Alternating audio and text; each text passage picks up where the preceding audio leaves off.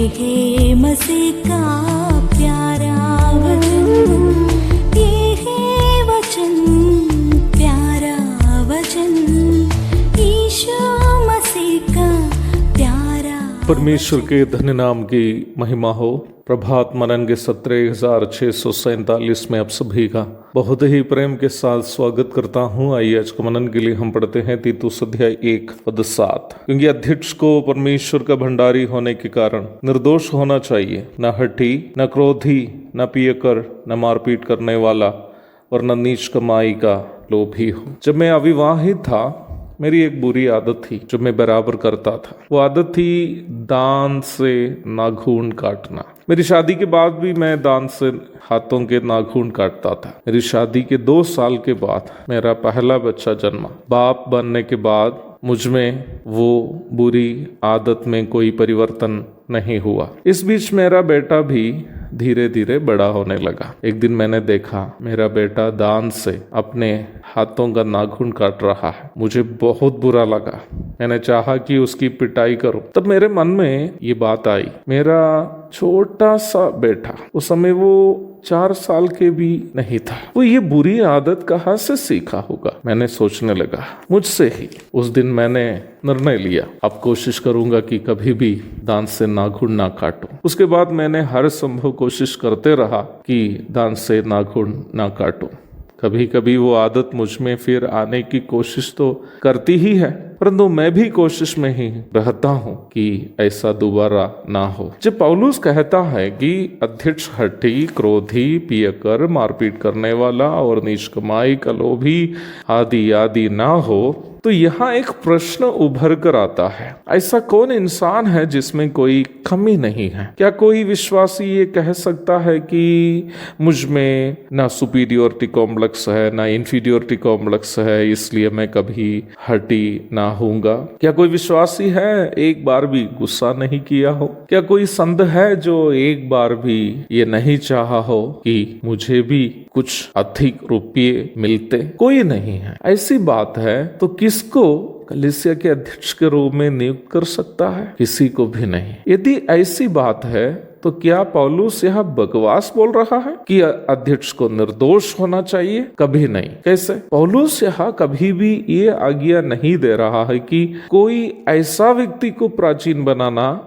जो वचन की हर शिक्षा को मानकर पूर्णतः पवित्र जीवन बिता रहा हो। क्यों? क्योंकि बाइबल हमें प्रमाण देती है कि पौलुस, पत्रस आदि लोग भी सेवा में यहाँ तक निकलने के बाद भी किसी न किसी कमी घटी के इंसान थे। बरनबास के साथ पौलुस का वाद विवाद, यहूदी संप्रभुतावादियों से पत्रस का डर आदि इस तथ्य के उत्तम उदाहरण हैं कि सेवा में निकलने के बावजूद भी उन लोगों में भी कुछ न कुछ कमी घटिया थी। प्रेरितों के काम 15:39, गलाती 2:12 आदि पढ़ लीजिएगा। यदि ऐसी बात है तो पौलुस के कहने का तात्पर्य क्या है कि अध्यक्ष हठी, क्रोधी, लोभी आदि आदि नहीं होना चाहिए? इस प्रश्न का उत्तर मेरे नाखून वाली आदत की कहानी में है। मुझे तो पहले से दांत से नाखून नहीं काटने चाहिए था, बचपन से नहीं करना चाहिए था, परंतु ये मेरी आदत थी इसलिए मैंने करता रहा। परंतु जब मैंने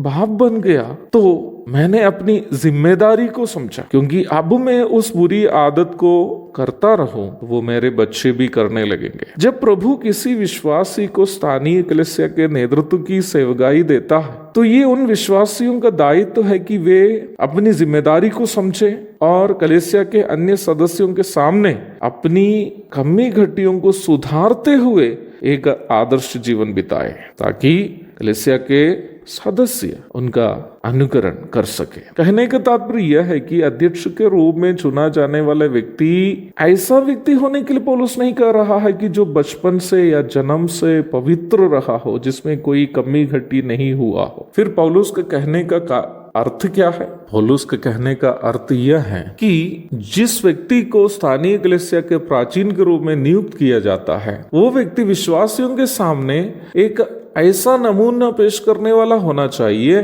कि अपनी कमी घटियों को वो कैसे सुधारता है। जल्द गुस्सा करने वाला मेरे जैसे व्यक्ति को प्रभु क्यों सेवकाई में लाया होगा, ताकि मैं अपनी कलीसिया के विश्वासियों को ये सिखा सके कि मैंने अपने क्रोध करने का स्वभाव पर जीत कैसे पाया। प्राचीन बनना या स्थानीय कलीसिया के अगुवे बनना एक आसान कार्य नहीं है, संघर्ष करने का कार्य है। पाप के ऊपर जय प्राप्त करते हुए विश्वासियों के सामने नमूना बनने की सेवकाई। एक और शुभ दिन की धन्य कामनाओं के साथ आज का मनन में यहाँ समाप्त करता। प्रभु आप सबको आशीष दे, आमीन। भोजन है आत्मा में भूखे कोय, पानी है आत्मा में प्यासे कोय, पालन जो करते हैं उसके लिए आशीष पाने का साधन है।